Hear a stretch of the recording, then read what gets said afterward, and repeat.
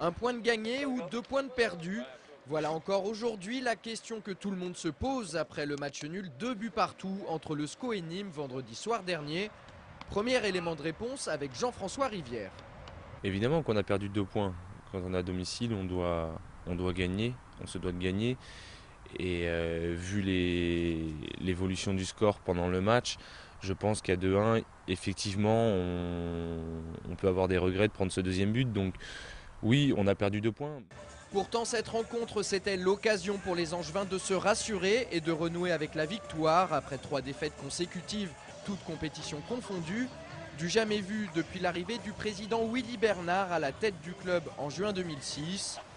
De leur côté, les Nîmois, 19e au classement avant le coup d'envoi, débarquent eux aussi à Jambouin avec la ferme intention de réagir et surtout de ne pas rentrer bredouille à la maison après un départ calamiteux.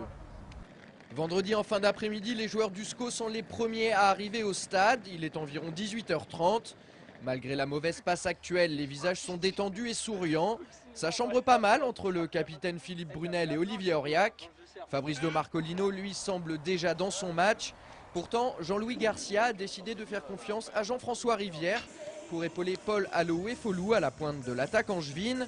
Une première cette saison pour l'ancien pensionnaire de Niort.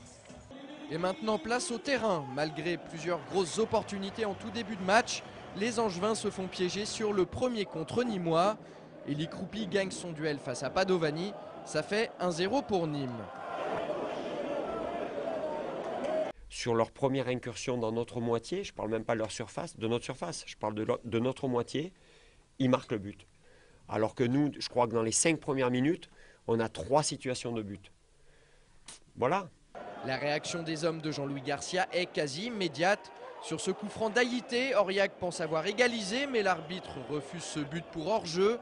Auriac était bel et bien en position illicite, comme vous pouvez le remarquer sur cette image.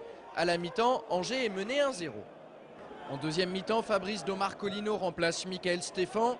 Il se met rapidement en évidence avec cette jolie tête. Mais ce n'est que partie remise puisque sur sa deuxième tentative, il envoie le ballon au fond des filets de Puy-de-Bois. Le Gabonais signe là un retour gagnant et inscrit son premier but de la saison. Et bientôt son deuxième sur l'action suivante. Il profite de la remise de Brunel pour crucifier de près le portier nîmois. On joue alors la 80e minute et le SCO semble se diriger tout droit vers un 3e succès cette saison en championnat. Mais c'était sans compter sur l'orgueil des sudistes qui vont recoller au score à 5 minutes du terme de la rencontre. Alors, un point de pris ou 2 de perdu? Réponse de Jean-Louis Garcia. On peut avoir des regrets, mais en même temps, à un moment donné, on se demandait si on n'allait pas le perdre. Donc ça reste quand même un point pris.